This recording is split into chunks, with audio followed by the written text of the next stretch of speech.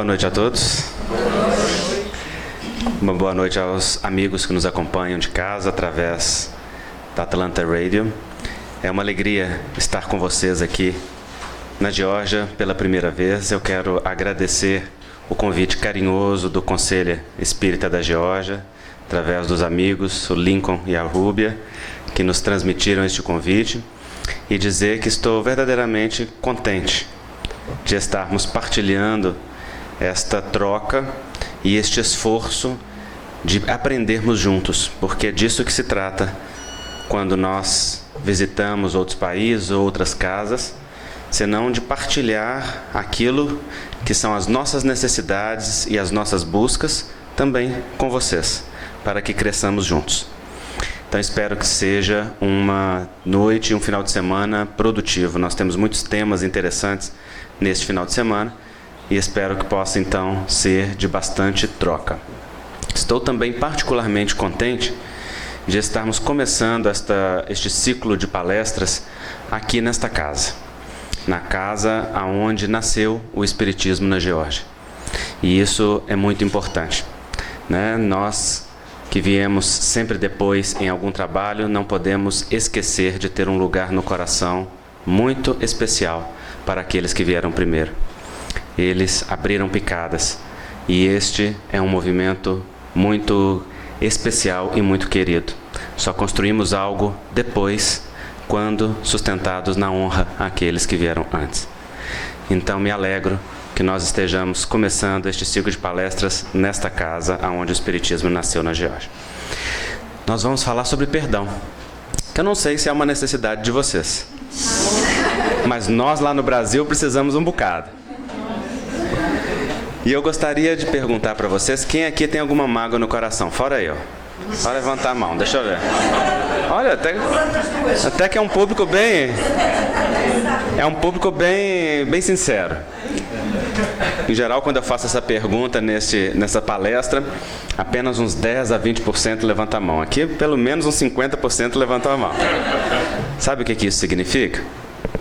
Que 50% de pessoas estão conscientes e as outras 50% iludidas. Porque 100% de nós temos mágoa no coração.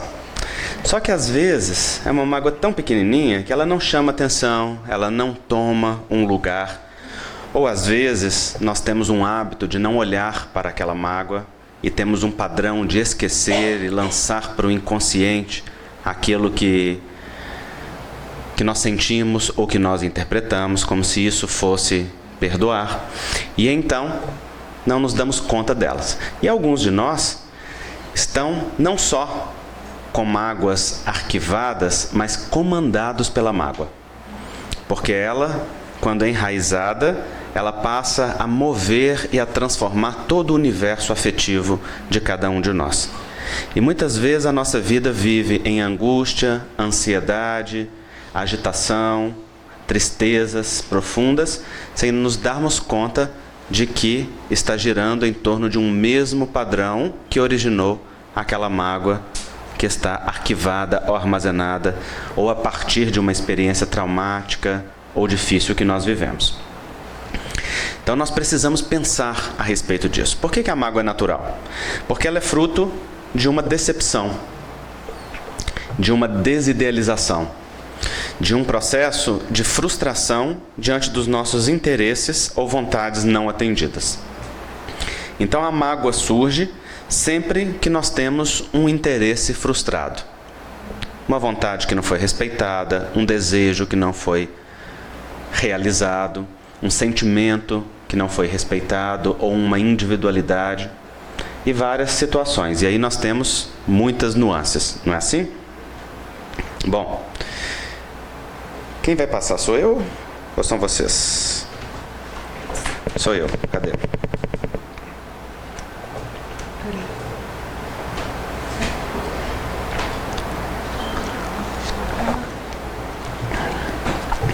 Então, quem nunca vivenciou uma experiência como esta? Uma experiência, obrigado, de falar algo que funcione para o outro como uma agressão, ou de receber do outro uma fala que seja tomada na intimidade como uma profunda agressão. Por vezes, há falas que marcam infinitamente mais do que agressões físicas e deixam marcas ao longo de um largo tempo, principalmente aquelas falas que nós ouvimos durante a infância e a juventude, que marcam as crenças fundamentais de um indivíduo, ou aquelas vividas em períodos significativos de algum relacionamento, que deixam uma marca muito especial. Então nós precisamos pensar nestas situações, porque o nosso principal movimento diante disso é o desejo do revide, é o desejo da vingança, é fazer na mesma moeda. E então temos essa fala do Evangelho de Mateus que é muito significativo, quando no capítulo 5, versículos 38 a 41, Jesus nos diz: ouvistes o que foi dito, olho por olho, dente por dente. Eu, porém, vos digo, não resistais ao homem mau, antes, àquele que te fere na face direita, oferece-lhe também a esquerda. E àquele que quer pleitear contigo para tomar-te a túnica, deixa-lhe também a veste. E se alguém te obriga a andar 1 milha, caminha com ele 2. É uma fala fantástica de Jesus. Há quem veja submissão neste processo, como se Jesus estivesse dizendo assim: não ligue para o que você viveu, passe adiante. Mas na verdade esta fala de Jesus é profundamente transformadora e profundamente reacionária, porque ela não está ensinando o processo da submissão, ela está ensinando verdadeiramente o processo da metabolização daquilo que foi vivido e da face oposta, quando a gente literalmente vira o jogo. Por quê? Porque Jesus pega aquilo que era a lei de Talião, olho por olho, dente por dente, que foi o primeiro código civil da humanidade, que está inscrito na famosa pedra conhecida como Código de Hammurabi, e ele altera esta realidade, mostrando que a gente não deve revidar na mesma moeda, mas que deve fazer um outro movimento. Que outro movimento é esse? Ele diz assim: olha, se alguém te fere na face, oferece-lhe também a esquerda. Por quê? Porque naquela época as pessoas podiam bater uma na outra com a mão espalmada na face direita. E isso era considerado uma agressão válida. Mas se a pessoa batesse com a palma, com o dorso da mão, isso era uma humilhação profunda. E isso colocava a pessoa que fazia em uma situação de problema. Enquanto a agressão era de certa forma validada, a agressão no dorso da mão, ela era considerada um nível de ofensa humilhante que gerava um problema ainda maior. Então vocês vejam, Jesus está mostrando, utilizando um elemento cultural da época, como a dizer: inverta a situação daquela que você está vivendo. Ao invés de você revidar na mesma moeda, permita que a situação se inverta, ou seja, que aquele que te agride se envergonhe daquilo que ele faz, ou esteja colocado numa situação que ele perceba que esta situação de violência é humilhante e degradante, inclusive para ele, porque o coloca numa situação de crítica ou de desvalor social. E não é que a situação da vida real é esta mesmo? Quando nós agredimos alguém, achando que nós o fazemos comandado por algum movimento justo, na verdade nós estamos agredindo a nós mesmos e nos colocando, na verdade, em maus lençóis, não é assim? Porque nós sabemos pela lei de causa e efeito que o movimento retorna. Nós sabemos que somos nós que estamos semeando um movimento de dor ou de dificuldade, que irá retornar para nós. Então Jesus está ensinando a mostrar a outra face. Face essa que é também a face do perdão, a face da superação. Ao invés de revidar na mesma moeda, olhar para o outro lado. E ele continua nessa mesma interpretação quando ele segue dizendo, não é? Se alguém quer tomar-te a túnica, deixa-lhe também a veste, porque naquela época os soldados podiam tomar a túnica, mas tomar a veste era algo acima dos direitos e das possibilidades. Também um soldado podia obrigar alguém a caminhar 1 milha, mas se essa pessoa fosse mais do que 1 milha, a situação se revertia e era um problema para o soldado que obrigasse aquela pessoa a caminhar 1 milha. Então, na verdade, o que Jesus está falando aqui nesse versículo não é o processo da submissão que frequentemente é interpretada humilhante. Ao contrário, é a retomada da dignidade do indivíduo diante de um fenômeno de violência. É o indivíduo olhar para aquilo que é o seu real valor e sair da situação de vítima para a situação de autor da própria história, de senhor daquele processo. Pois qual é a raiz fundamental da mágoa? É o vitimismo. É o sentimento de que nós somos vítimas de algo, de alguém ou de alguma situação. Então armazenamos uma interpretação de que a nossa infelicidade, a nossa tristeza ou o nosso dano decorre da ação produzida por alguém. E o que Jesus fala nesses 3 movimentos é exatamente o oposto, assuma a dignidade da experiência revertendo a situação. E em todas estas passagens há um recado subliminar para nós. Ele está dizendo assim: vocês não são vítimas e não estão à mercê da vontade do outro. Mesmo numa situação de aparente violência ou discórdia, há como você manter a sua dignidade, retomar a sua dignidade. Então vocês vejam que a mensagem do Evangelho é uma mensagem de dignificação do homem. E efetivamente é assim. Nós só caminhamos para o perdão quando nós olhamos para aquilo que são as nossas características individuais e aquilo que é nosso. Por quê? Porque ninguém nos fere sem o nosso consentimento. Ninguém pode nos magoar sem que nós autorizemos esta mágoa. O outro pode escolher fazer o que quiser conosco, mas se aquilo nos afeta e em que nível afeta, só nós podemos decidir. Por quê?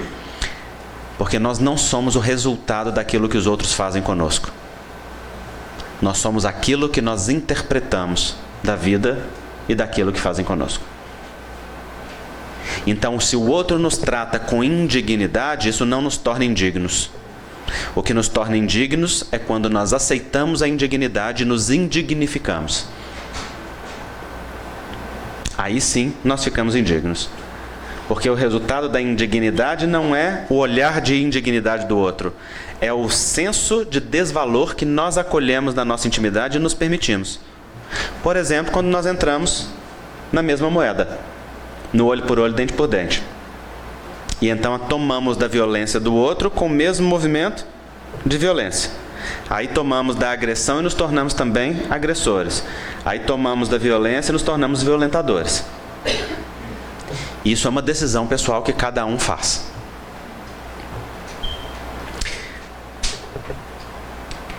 Então, diz o Evangelho de Mateus: reconcilia-te sem demora com teu adversário, enquanto estás a caminho, para que não suceda que ele te entregue ao juiz, que o juiz te entregue ao seu ministro, e sejas mandado para a cadeia. Em verdade te digo que não sairás de lá enquanto não pagares o último ceitil. Olha que interessante, que fantástico isso daí. Jesus está falando de castigo? Não. Dentro da visão espírita, não existe castigo nem punição na lei divina. Existe causa e consequência, ação e reação. O que o Evangelho enuncia aqui é um movimento natural da vida. Quando nós nos vinculamos ao outro através de uma lesão afetiva, através de um dano ou de um prejuízo, aquilo nos torna vinculados àquela pessoa. Você pode não ver mais, você pode não saber dela, você pode ficar anos afastada, mas o coração permanece ligado ali. E há um vínculo, há uma relação íntima.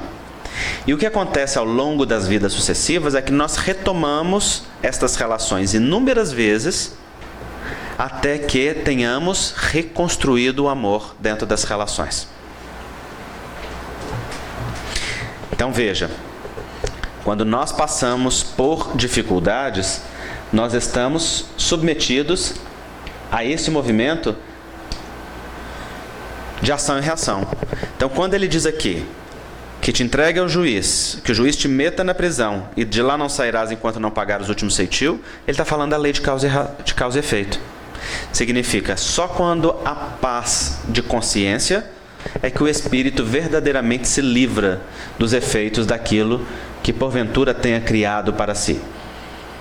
Kardec diz, só há verdadeira paz interior quando nós nos libertamos e nos liberamos do peso dos danos que fizemos na vida do nosso próximo. E quando isso acontece? Quando nós fazemos o bem semelhante. Quando nós reparamos o mal. Não quando nós sofremos. Porque sofrer não é nenhum objetivo. Mas quando nós reparamos. Não é? É muito interessante isso. Porque muita gente pensa que isto é através do sofrimento. O sofrimento traz evolução, não é verdade, gente? Sim ou não? Vamos ver se o povo está estudando aqui. Sim ou não? Sim ou não? Quem acha que é sim? Levanta a mão. Quem acha que é não? Quem não quer brincar?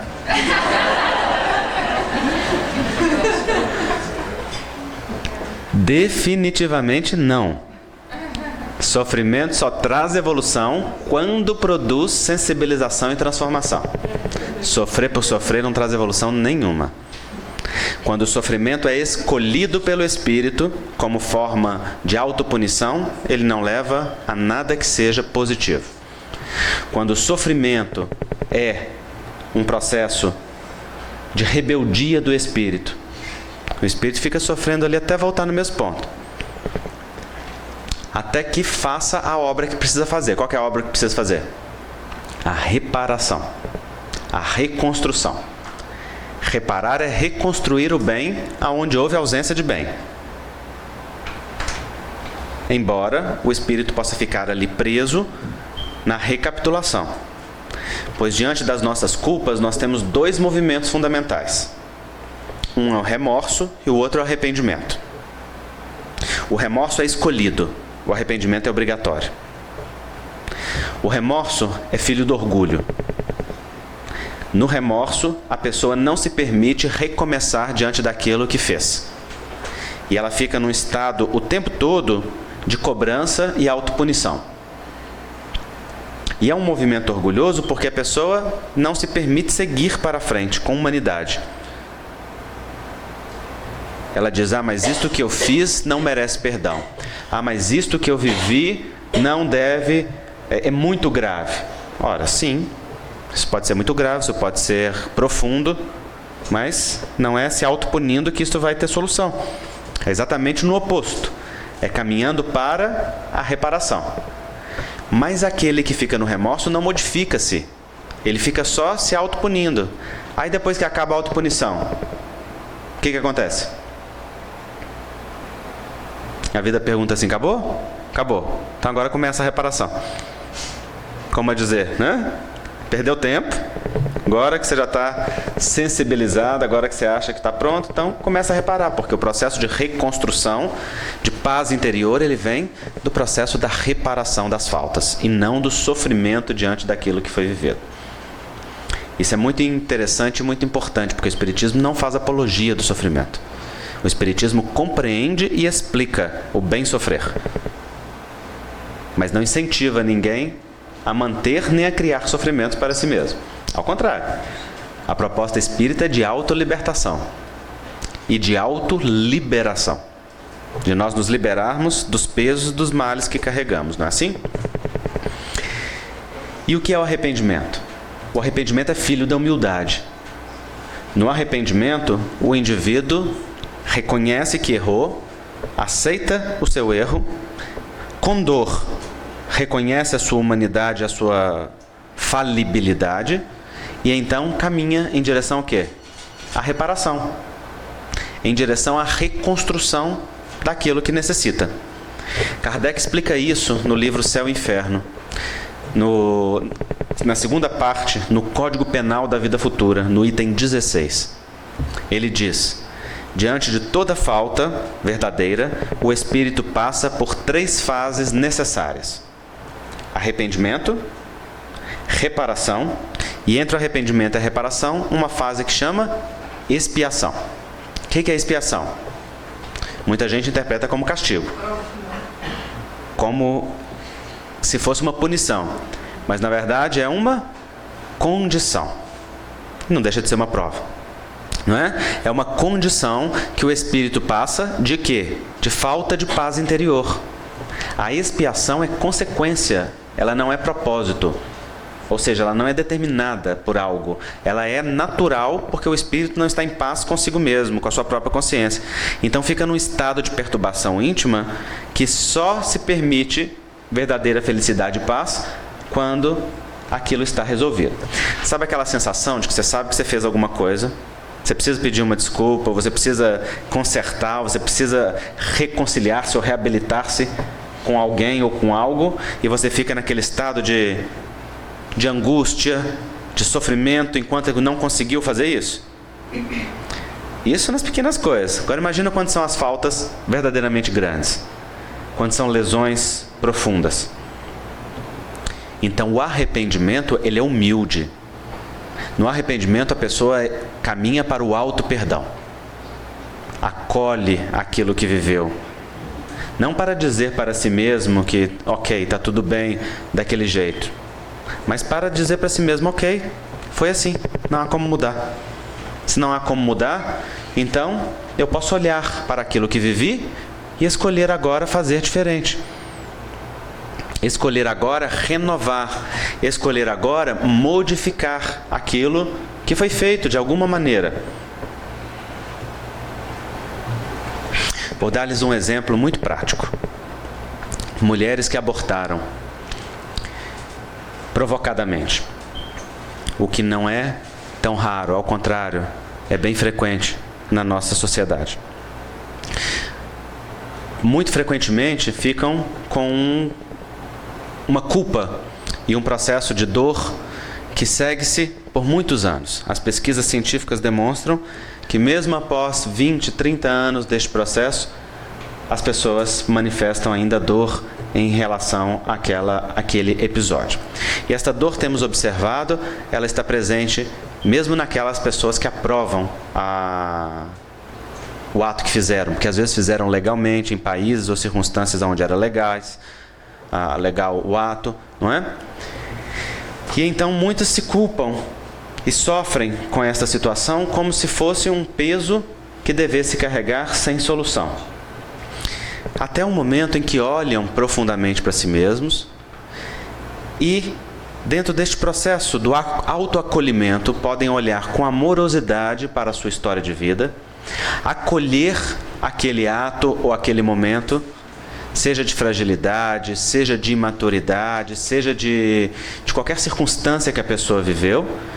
E então, nesse processo de autoacolhimento, esta pessoa pode olhar para a liberação daquela dor.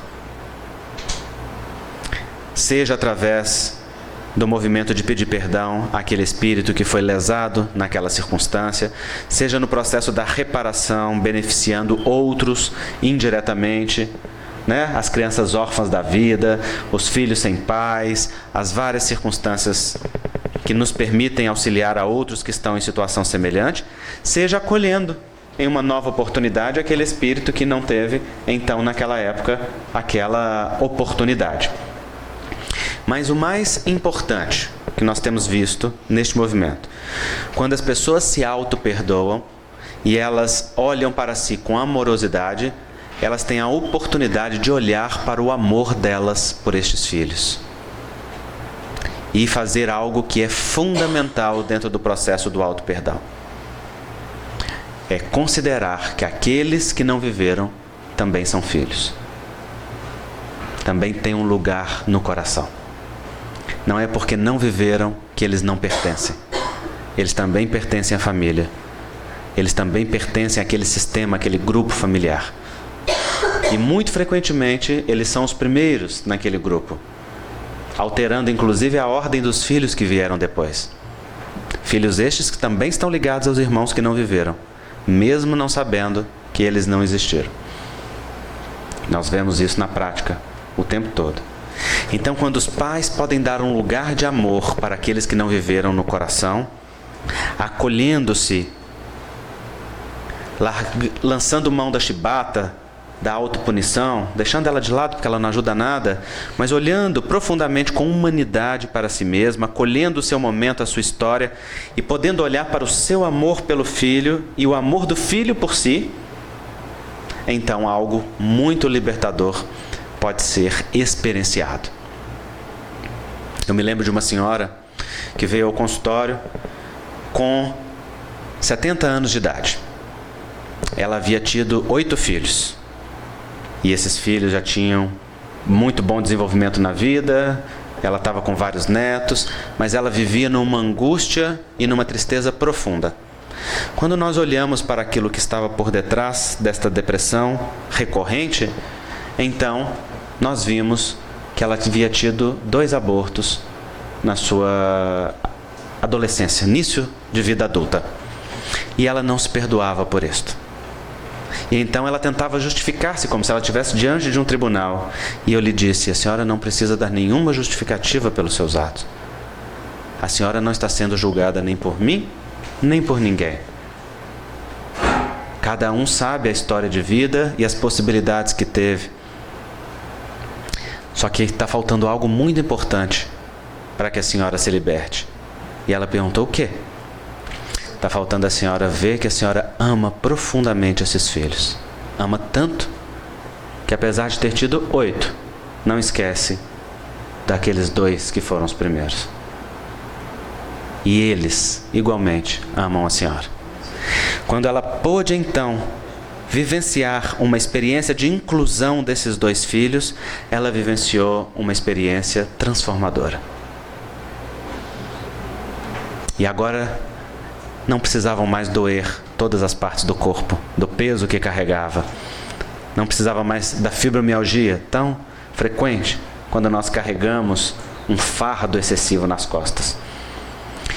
Porque, por mais de 50 anos, ela carregou consigo um peso culpabilizante que olhava para o vazio em vez de olhar para o que estava cheio.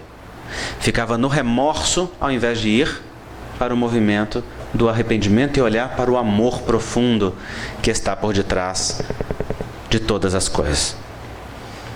Então, aqueles filhos que não viveram precisam de 2 coisas.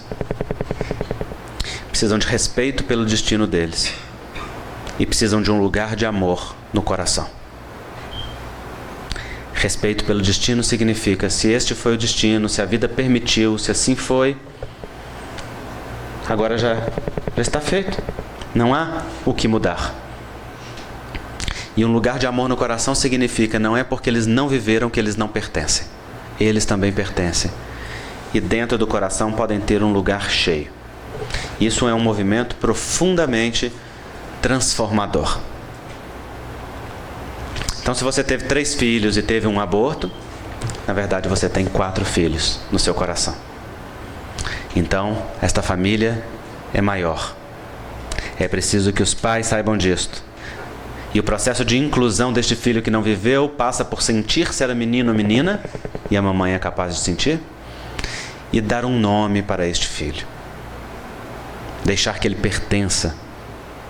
E informar os filhos, inclusive, de que existe um outro irmãozinho. Porque os irmãos estão sempre conectados àqueles que não viveram, mesmo não sabendo da existência deles. Eu me lembro de uma criança que teve terror noturno e começou a ter muito medo à noite de dormir e chegou a pedir ao pai, inclusive, que botasse uma outra cama no quarto, porque não queria ficar sozinho. Até que o pai se lembrou que ele e a sua esposa haviam tido um aborto. E então ele disse para o filho: ah, meu filho, você sabia que você não é o primeiro? Antes de você, teve um outro irmãozinho. Só que ele não está aqui conosco. Ele é estrelinha. Porque os pais não têm que dar justificativa para os filhos nem explicar. Não tem que contar se o aborto é provocado ou se é espontâneo. Isso não pertence aos filhos. Isso pertence à história dos pais. E os pais não têm que dar justificativas para os filhos. Mas que os filhos saibam que existe um outro irmão naquela família, isso é muito importante. E então, na hora que o pai contou para ele que ele tinha um irmãozinho que era estrelinha, ele vivenciou uma alegria sem fim. O terror noturno desapareceu, e ele pediu para tirar a cama do quarto. Porque agora aquela cama não precisava mais simbolizar o irmão que estava excluído. Ele já podia ter o irmão dentro do coração. Ele já pôde fazer um desenho e colocar na parede do quarto o desenho em homenagem ao seu irmão. E então ele pôde sentir que ele era o segundo, o seu verdadeiro lugar nesta família. Então vocês vejam que o processo do auto-perdão, ele vem acompanhado de uma amorosidade e acompanhado de um olhar para o amor que está presente em toda experiência. Por trás de toda mágoa, há amor. Por trás de toda dor, de todo ódio, há amor. Oculto. Mas nós não olhamos para aquilo, e é por isso que as mágoas se mantêm indefinidamente. Então, quando Jesus nos convida ao processo da reconciliação, Ele está nos convidando ao processo da paz profunda, porque só através da reconciliação pode haver uma paz profunda. Mas para que nós perdoemos, nós temos que entender o perdão, porque há algumas interpretações a respeito do perdão que são tão fantasiosas que tornam o perdão algo muito caro e muito difícil de ser pago. Por exemplo, tem gente que acha que perdão é submissão. E nessa ideia o perdão fica insuportável, porque a pessoa pensa que ela tem que virar um capacho, um tapete dos outros, que os outros podem pisar e podem fazer com ela aquilo que ela quiser. Tem sistemas familiares que ensinam isso às pessoas.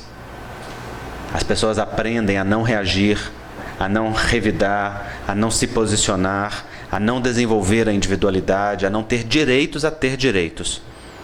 E então, nesta personalidade submissa, permite que muitos dominadores abusem de si mesmo. O que é um autoabuso, porque significa que a própria pessoa se abusa. Quando nós nos colocamos em relações de uma forma que permita que o outro nos violente, somos nós quem estamos nos violentando.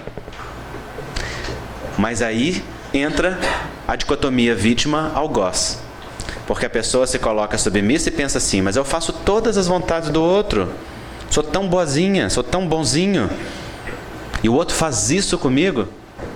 E a pessoa não percebe que é ela que se autoabusa, porque não respeita os seus limites, porque não respeita a sua individualidade, porque não respeita as suas vontades essenciais, e então projeta no outro a responsabilidade.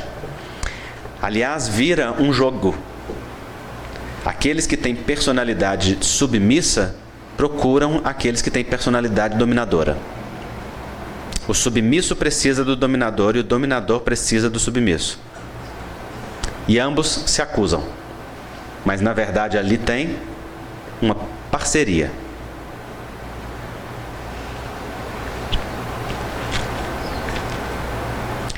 Nesta situação, o submisso se torna uma vítima.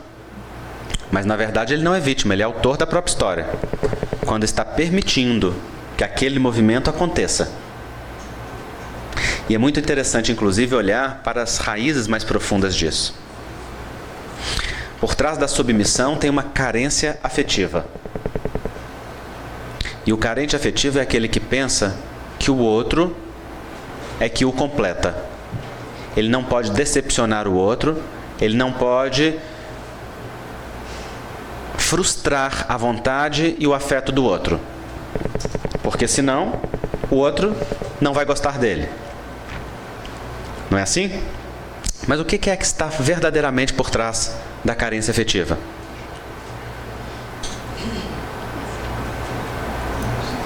É um sentimento oculto de superioridade. O carente se sente superior aos demais. Tão superior que acha que o outro tem a obrigação de fazer aquilo que ele julga que necessita. Quando o outro não faz, então o carente fica magoado. É como se dissesse assim: quem é você para não me dar aquilo que eu preciso? Quem é você para me decepcionar? Se eu estou aqui fazendo tudo por você, se eu estou aqui me dedicando, como que você não vê que eu sou bom? Como que você não vê que eu tenho valor? Em verdade, o carente cobra do outro um falso valor, que é o falso sentimento de valor que tem na intimidade. Por quê? Porque não olha para o valor real. Então não se valoriza na essência, se valoriza naquilo que é a superfície das coisas e exige que o outro olhe para isto. E o dominador? O mandão? O que tem por detrás? Um complexo de inferioridade e de insegurança.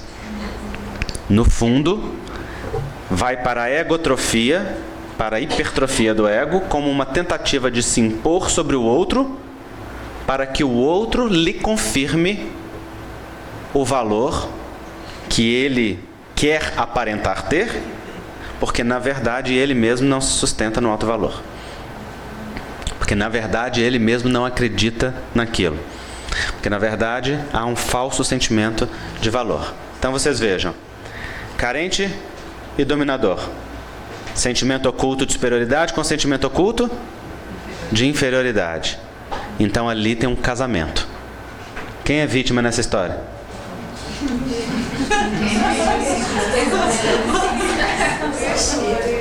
Ninguém é vítima.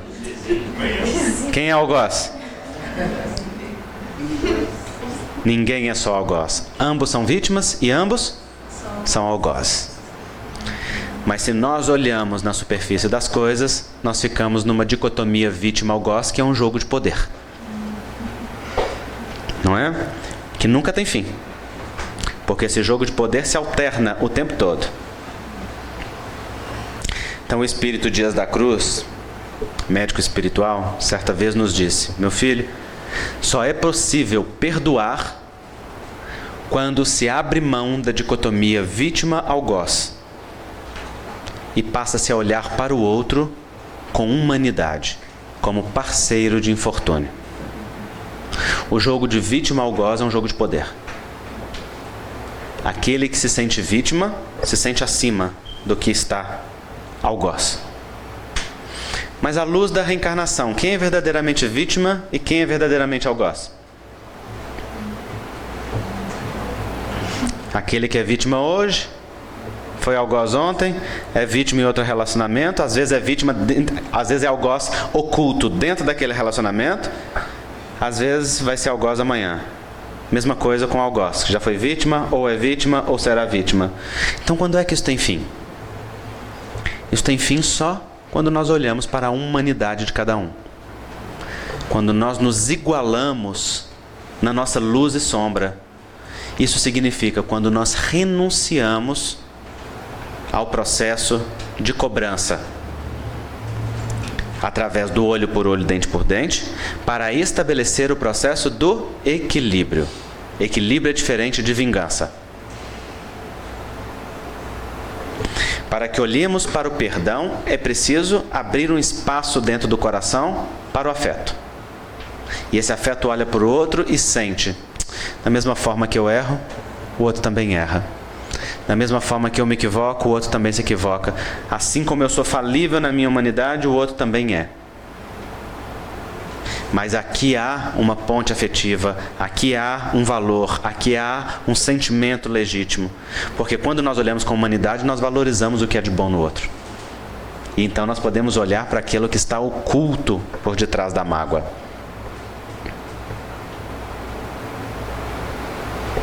Muita gente não perdoa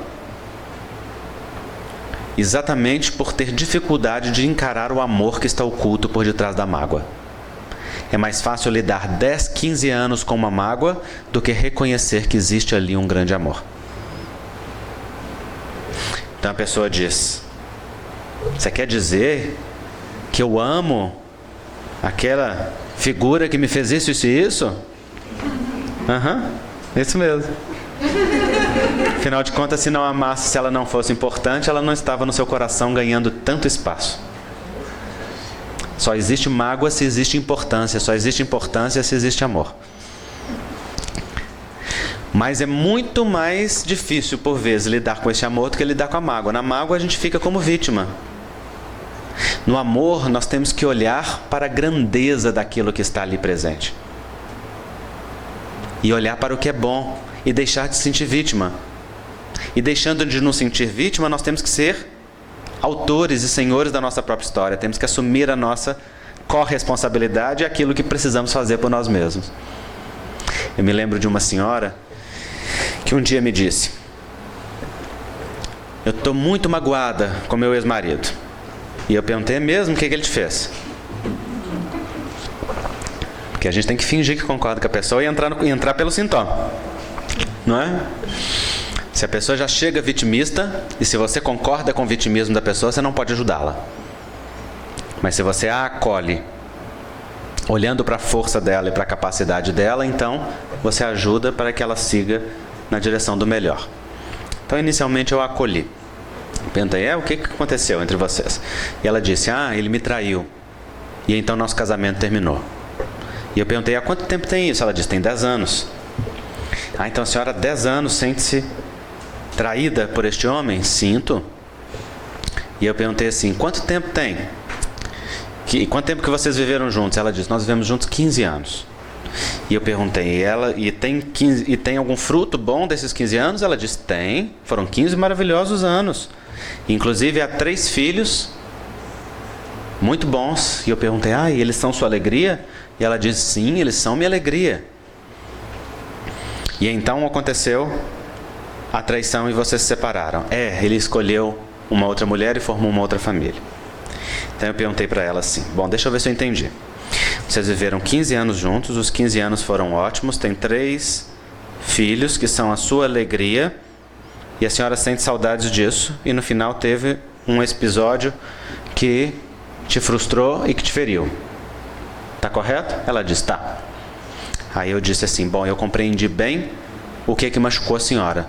Só não estou compreendendo porque 15 anos de boas experiências são menos importantes do que um instante de frustração.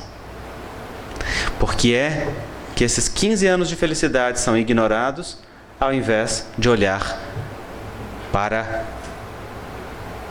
a grandeza deles. E então ela tomou um susto, mas na verdade eu estava conduzindo-a para perceber que, em verdade, ela amava profundamente aquele homem e havia vivido com ele uma história de amor. E enquanto não desse para ele no coração o lugar de amor e de respeito que ele tem, não seria possível para ela seguir livre para a vida, mesmo com a tristeza da desilusão, da separação. Era mais fácil ficar magoada do que olhar para o amor que estava por detrás. Porque diante do amor era preciso respeitar aquele homem que havia dado a ela muito mais do que havia tirado. E por vezes aceitar que nós amamos e um relacionamento não pode seguir, que nós amamos, mas não é possível o convívio, que nós amamos, mas é mais difícil do que lidar com a mágoa. Então é mais fácil contar a história de que nós somos vítimas, a história de que nós sofremos, a história de que não podemos ser felizes por causa do que lidar com aquilo.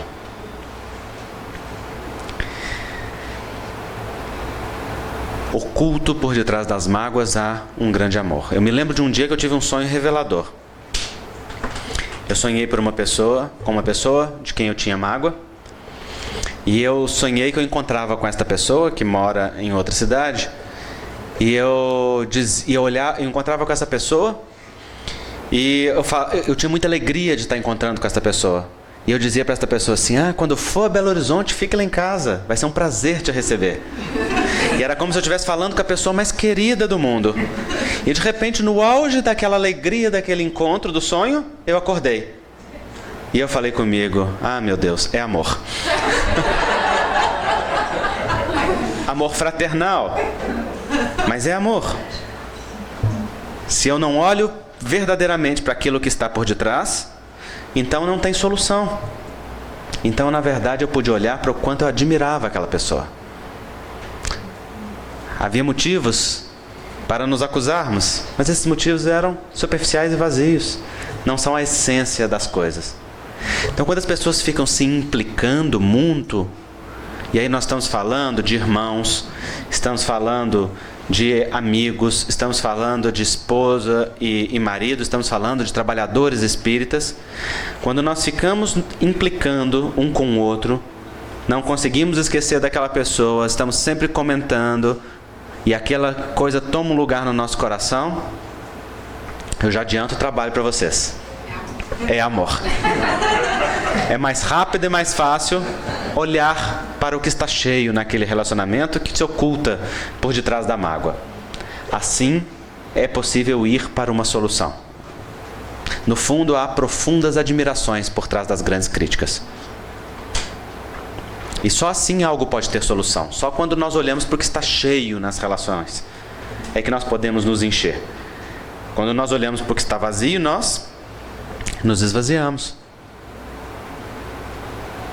Então só há perdão quando nós olhamos para a humanidade de cada um.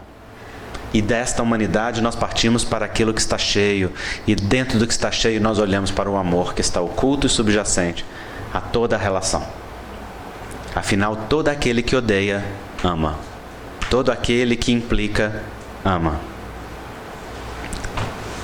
E voltará a amar livremente um dia.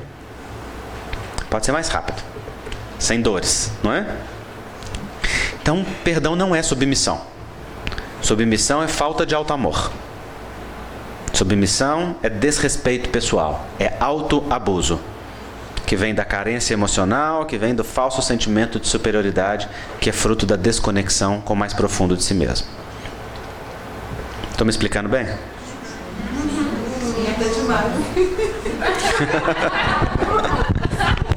Tá magoada comigo? É amor. Agora vocês vão saber. Falou que é mágoa? É amor. Então vocês já sabem que agora a gente se denuncia através das mágoas. Não é? Então se você fala mal de uma pessoa, se uma pessoa é alvo da sua maledicência, da sua crítica interna, não é? Não que isso exista por aqui, mas de repente pode ser que, né, uma outra coisinha.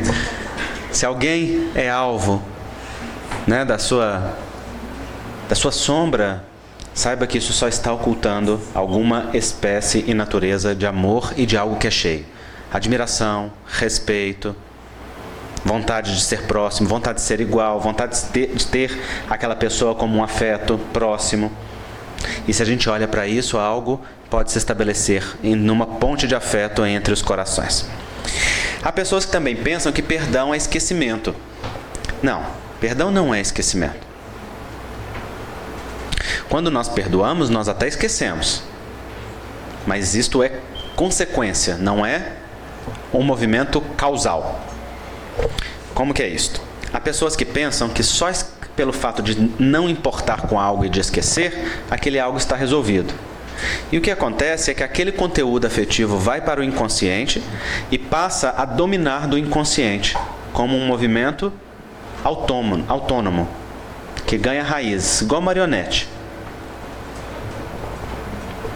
Eu gosto muito da Marta Medeiros, a autora brasileira, e ela tem uma fala que ela diz que a tristeza é o quartinho dos fundos. Aqui para você seria o sótão, não é? O basement, né? Seria o basement, onde a gente coloca. O que a gente coloca no basement? Tudo quanto é tralha, né? E entre as nossas tralhas tem tudo que já serviu, tudo que ainda vai servir, tudo que a gente não sabe a quem pertence, tudo que a gente sabe que não vai servir nunca mais, mas não desapega. É ou não é? Tudo com o qual nós não queremos lidar. Não é assim? Nós vamos colocando tudo no basement. Acontece que a alma também tem um basement. E tem gente que não tem basement, tem um galpão inteiro. E vai guardando tudo. Guarda sentimentos, guarda interpretações, guarda sonhos, guarda projetos, guarda amores, sem reconhecer aquele amor, sem respeitar aquele afeto, sem olhar para aquela admiração. Vai guardando. Tudo lá no basement. Acontece que chega uma hora que esse basement está cheio. E o que acontece com isso? Quando o basement está lotado? Ou sai as coisas ou ou sai as coisas ou quem está morando sai, não é verdade? As coisas tomam um lugar. Mesmo acontece conosco. As coisas tomam um lugar. o lugar dos nossos afetos, o lugar das nossas realizações, dos nossos sonhos, dos nossos projetos. Passa a nos comandar sem que nós estejamos no controle daquele processo. Aí vem uma angústia, vem uma tristeza, uma depressão, vem uma síndrome do pânico, vem fobias, sintomas da nossa vida psíquica, mostrando que tem coisa acumulada precisando ser olhada, analisada e trabalhada. Não é? E aí nós temos que fazer igual a gente faz com o basement. Tirar coisa por coisa e olhar. O que é? A quem pertence? Se é útil ou não? Se nós precisamos ou não? Para decidir o que fica e o que a gente coloca. Então, simplesmente esquecer não é solucionar.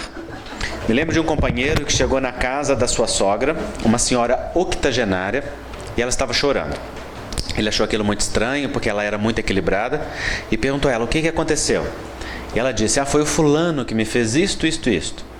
Fulano, é claro, é o marido. 90% das vezes é. E aí ele ouviu aquilo e ele achou muito estranho. Aquilo que ela narrava não combinava com a personalidade do seu fulano, não combinava com a idade dele, nem com o relacionamento deles. Ele pensou assim, será que ela está demenciando? Será que ela está começando a ter percepções que não existem, de coisas que são fantasiosas? E ele resolveu refazer a pergunta. Mas dona fulana, o seu fulano fez isso com a senhora? E ela disse, fez, meu filho, e não se espante. Só que isso foi há 28 anos atrás. Significa que aquela mulher estava acumulando aquilo na alma há 28 anos. Por quê? Porque tinha uma personalidade que só esquecia. Só que não esquece. Vai pro basement. E fica lá até a hora da limpeza geral. Só que a mágoa é igual uma sementinha.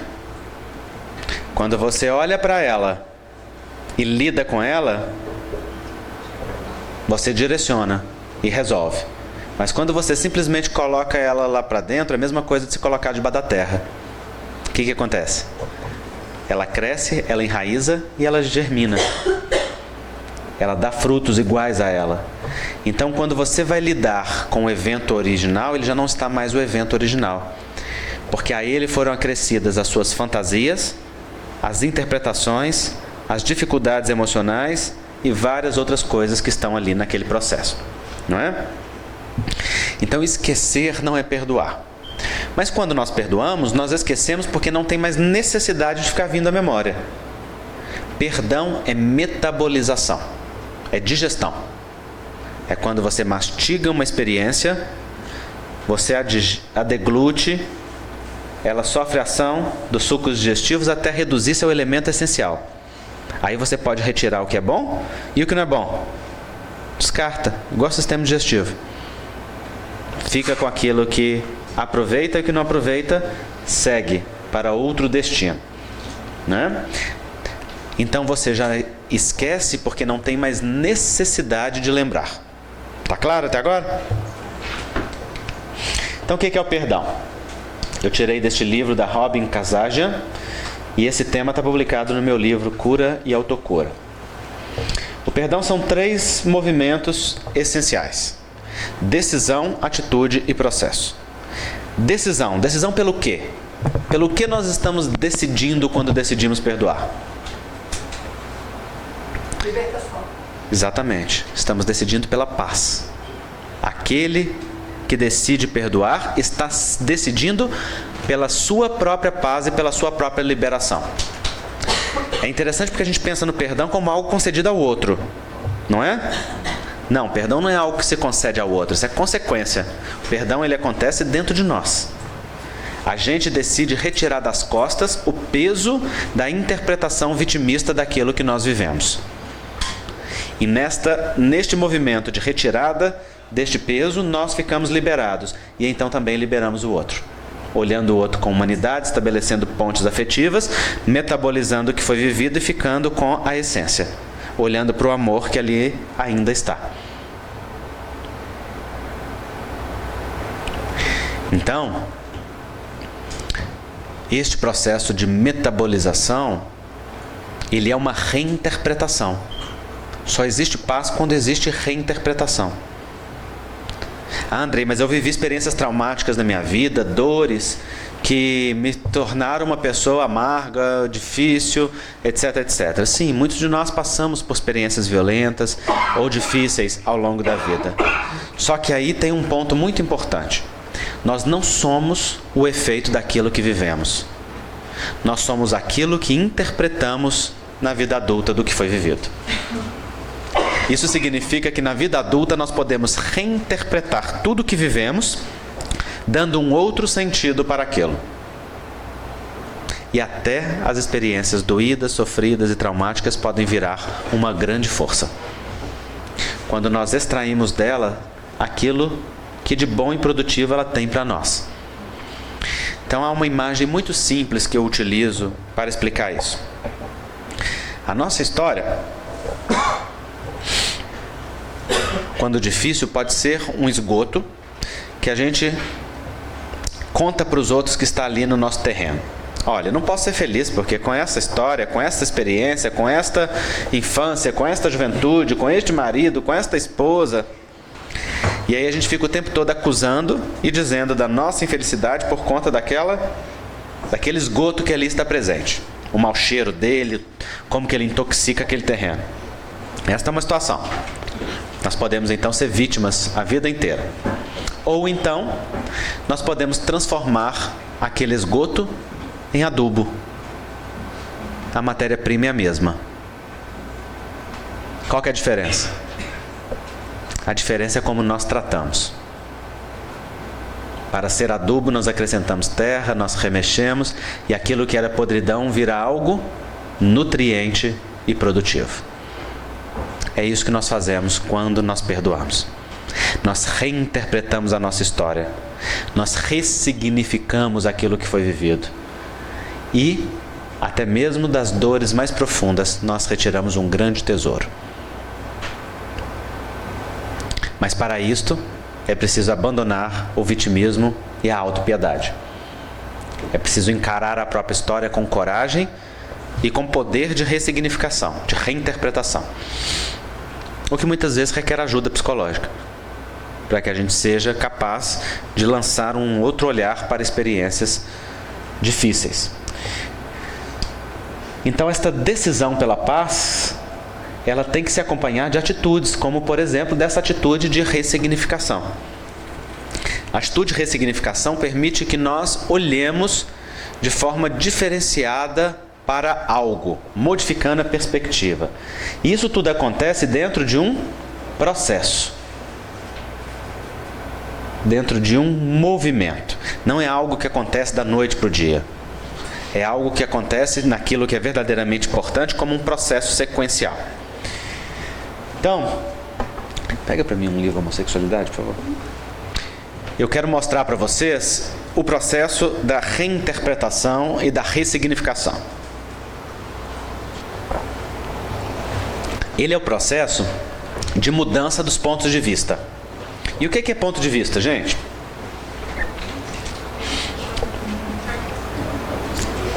Vou mostrar para vocês o que é um ponto de vista. Quer ver? Obrigado. Diz para mim o que está aqui na minha mão. Além de um livro excelente.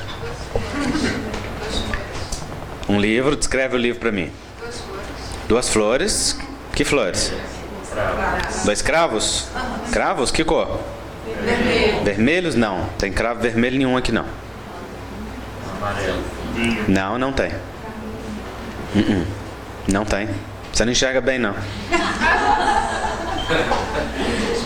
Aqui tem duas rosas brancas.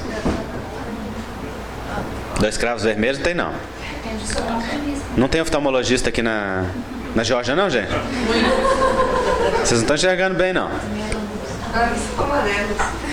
Então vocês são amarelas? O meu é amarelo, eu tô vendo amarelo. É. Olha que interessante. Nós podemos ficar aqui brincando a noite toda. Vocês estão falando do que vocês veem e eu estou falando do que eu vejo.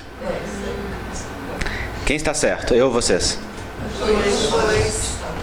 Isso é ponto de vista. Ponto de vista é a vista de um ponto. É aquilo que cada um vê a partir da perspectiva onde se encontra. Então, no fundo, na vida, está todo mundo certo e está todo mundo errado. Porque cada um de nós só analisa a existência a partir da sua perspectiva. Então nós analisamos as relações, os eventos emocionais, os acontecimentos a partir da perspectiva. Qual perspectiva? O meu interesse, o meu lugar no mundo, o que eu quero, o que me agrada. Escrevi amarelo. O grupo ao qual eu faço parte, a família ao qual eu faço parte. Isso é o pertencimento. E com isso nós excluímos aqueles que são diferentes, ou que pensam e que falam ou que sentem diferentes. Não é? Mas, se no processo de ressignificação nós nos colocamos no lugar do outro, então nós temos a possibilidade de olhar a perspectiva de um outro ângulo. Porque nós analisamos o seguinte, olha, aqui do lugar onde eu me encontro, o outro me feriu, o outro me magoou, o outro fez isso e aquilo. E a gente não se coloca lá, não é? Porque nós ficamos no estado daquele que está magoado, daquele que está ferido num relacionamento. Mas quando sentimos o que é a pele do outro, muitas vezes a circunstância muda radicalmente. E esta é uma experiência emocional que pode ser muito libertadora. Mas colocar-se no lugar do outro não é projetar-se no outro. O que eu faria se eu estivesse no lugar do outro? Não, porque isso daí é acreditar que o outro seria capaz de agir de acordo com seus valores, com a sua história de vida, com a sua educação. Não. Colocar-se no lugar do outro é sentir-se na pele do outro. Se eu tivesse tido a história de vida do outro, a educação do outro, esse movimento, o que eu faria nesse lugar? Será que se eu tivesse nessa circunstância, eu daria conta de fazer diferente? Será que para mim seria normal agir desta maneira?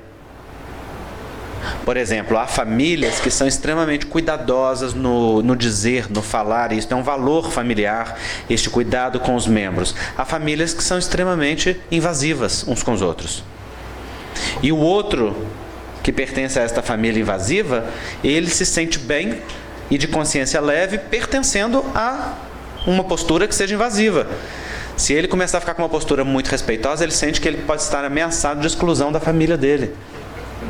Então, por fidelidade, ele fica preso a um padrão de grosseria.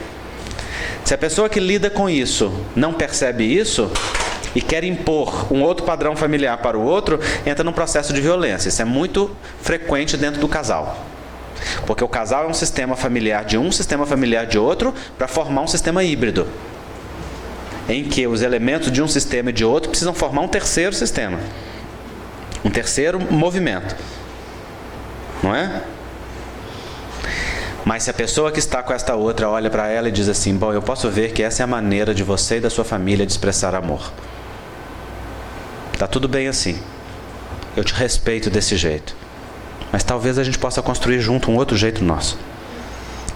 Então ali pode se estabelecer uma ponte. Ali pode haver um futuro diferente para aquela família e para aquela circunstância. Então, colocar-se no lugar do outro é ser empático. É verdadeiramente sentir o que é estar na pele, na história e na perspectiva do outro, ao invés de projetar-se no outro. Está claro esse ponto? Isso é abrir uma janela para outra perspectiva. Né? Para olhar o mundo com outros olhos. Olha só esta imagem. Vamos brincar um pouquinho aqui para relaxar. O que vocês veem aqui?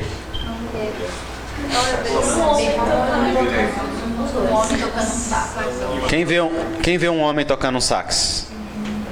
Quem vê uma mulher? Quem vê os dois?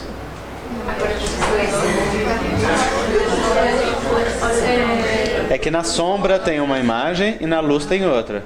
Depende da perspectiva. Ah! Um olho, outro olho, um nariz, uma boca, um queixo. Esse que vocês fizeram é o movimento da libertação. É quase um suspiro de alívio.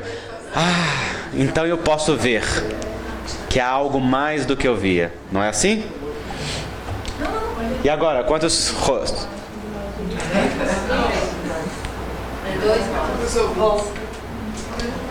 Quantos rostos tem aqui?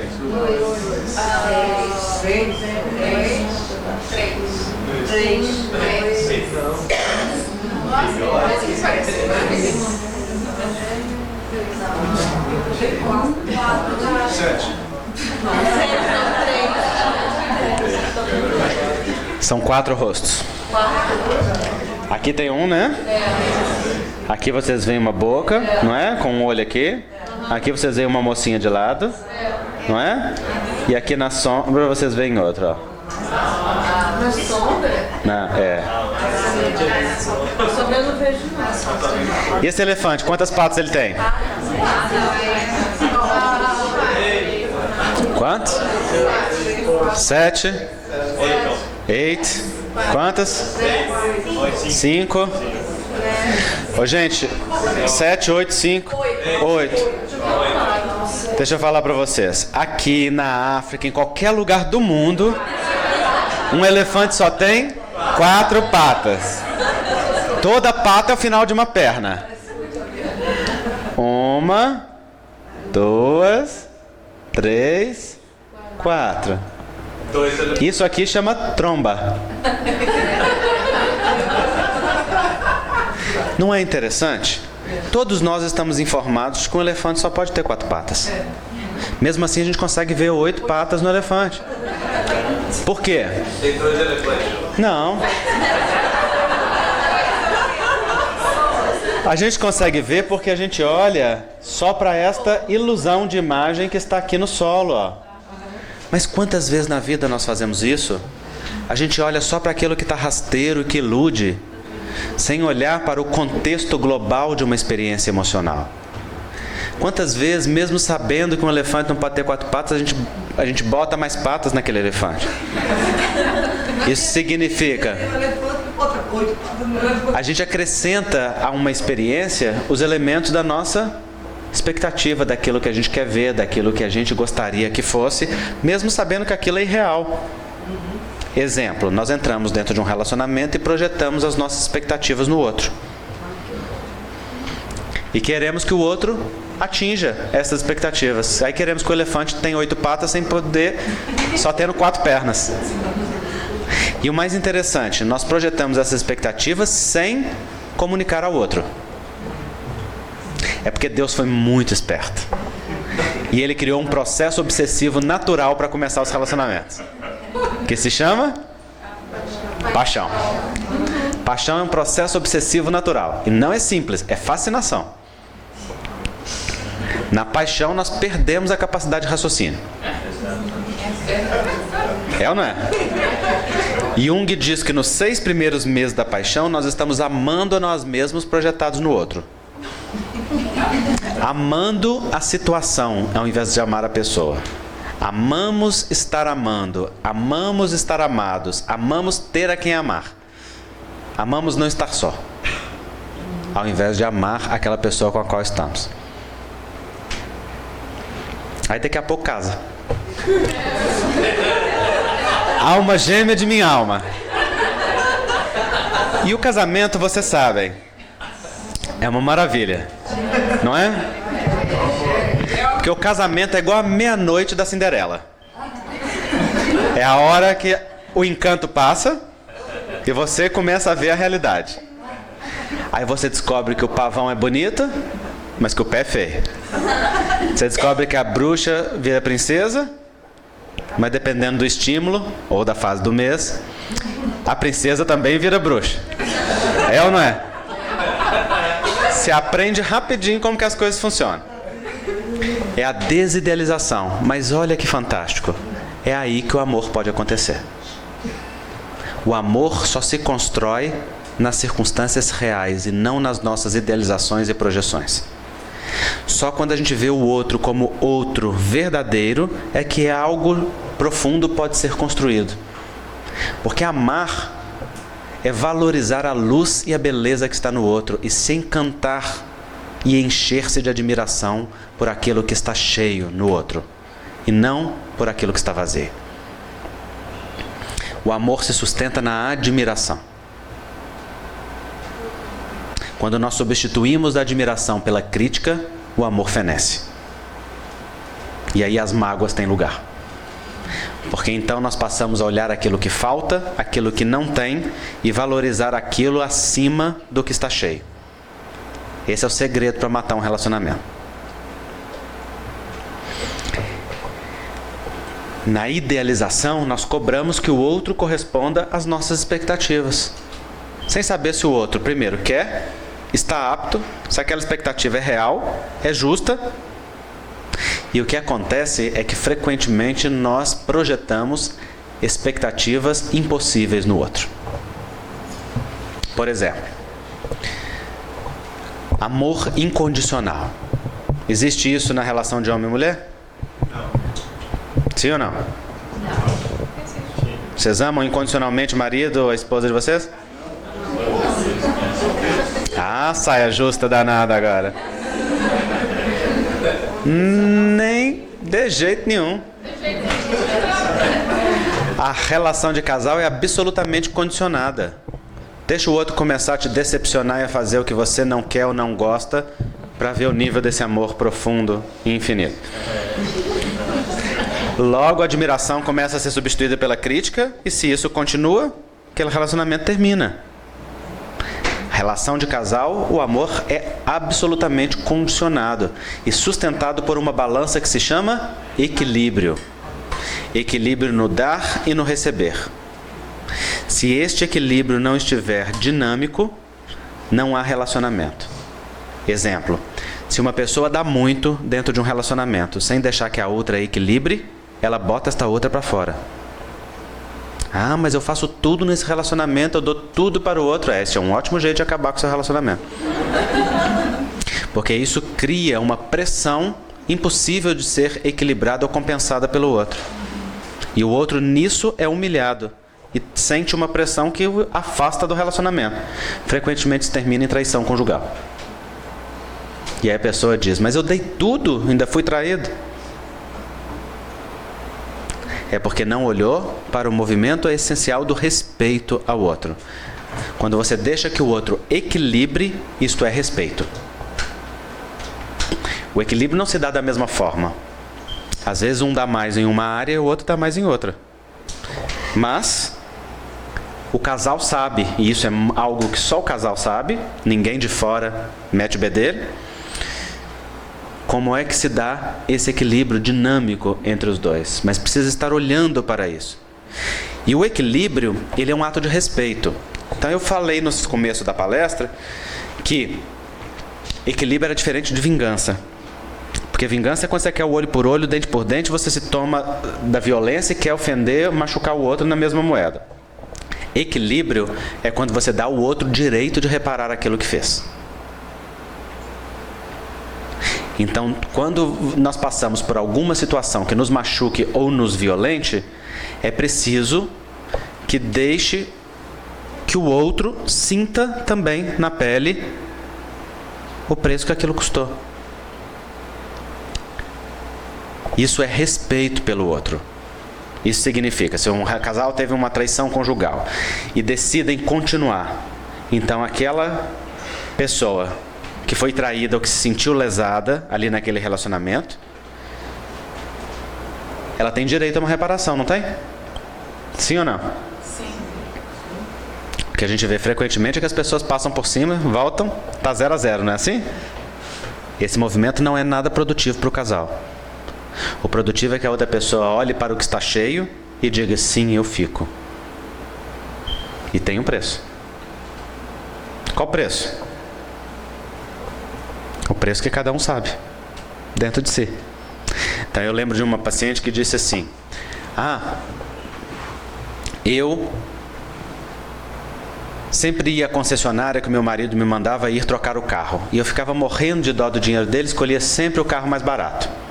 Até que nós passamos por uma situação de traição, me senti muito ferida no relacionamento, ele ficou muito arrependido, voltou para o relacionamento, nós olhamos para os nossos filhos e famílias e decidimos seguir. E então eu decidi equilibrar. Fui na concessionária novamente. E saí de lá com uma cabine dupla. E então ele olhou para mim bravo. Porque eu havia gastado muito. E então naquele momento nós ficamos quites. Só pode existir um relacionamento verdadeiro entre dois anjinhos ou entre dois demônios. Entre um anjo e demônio não tem relacionamento. Então, equilíbrio é você cobrar um preço. E esse cobrar um preço não é padronizado, não. É cada um que sabe o que é cobrar o preço. Nesse caso aí, doía para ele cobrar no bolso dele. Mas quando ela dá a ele o direito de fazer por ela algo em que ela se sinta beneficiada e que lhe custe um esforço, isso acrescenta ou diminui a dignidade dele? Isso devolve a dignidade a ele. Então, quando nós damos ao outro o direito de equilibrar, isso devolve ao outro a dignidade. Não é isso que a lei divina faz? É você o responsável? Tá tudo bem, querido. Tá tudo em paz, tá? Você vai ter que reparar, viu? Queria só te dizer. Agora volta e beneficia aquele que você ofendeu. Não é isso que a lei divina faz o tempo todo? A lei divina permite que a gente retome a dignidade pessoal reconstruindo o amor. Então, o equilíbrio dentro de um relacionamento é quando a gente deixa que esse balanço seja refeito através de algo que custe ao outro também algo. Então, teve uma outra pessoa que se sentiu ferida, passou por uma situação semelhante e falou assim: bom, eu sempre quis viajar para a Europa e sempre renunciei ao meu sonho porque meu marido sempre queria viajar para outro lugar. Então, agora que nós retomamos o relacionamento, eu exigi a próxima viagem para a Europa, do jeito que eu quiser. Por exemplo. Entende? Isso é equilíbrio. Significa, vai custar algo a você este movimento. Mas isso é feito com amor, isso é feito com delicadeza, isso não é feito com violência, compreendem? Esse preço, só cada um sabe o que é que pode ser dentro de um relacionamento. E só cada um sabe quanto custa. Porque só cada um sabe o quanto que aquilo lhe doeu. Agora, aí tem um segredo, tá? Se você passa da medida no equilíbrio e cobra algo que é caro demais, ou impossível, ou excessivo, então você que se torna o devedor dentro desse relacionamento. Então, esse processo de equilíbrio tem que ser um processo sentido e dosado dentro da alma para que ele seja produtivo. Tá claro esse ponto, gente? Como que equilíbrio não é vingança, como que é um processo de dignificação pessoal? Então vocês vejam, ressignificar dentro do processo do perdão é olhar para estas circunstâncias. Bom, já tinha muita coisa, mas é porque esses slides são de seminário. E nós não temos tempo para isso. Vocês podem estudar esse tema. O objetivo de uma palestra não é esgotar um tema. O objetivo de uma palestra é dar vontade da gente mergulhar naquele tema. É acender a chama para que a gente possa buscar. É lançar uma perspectiva nova que nos leve a seguir naquele caminho. Ok?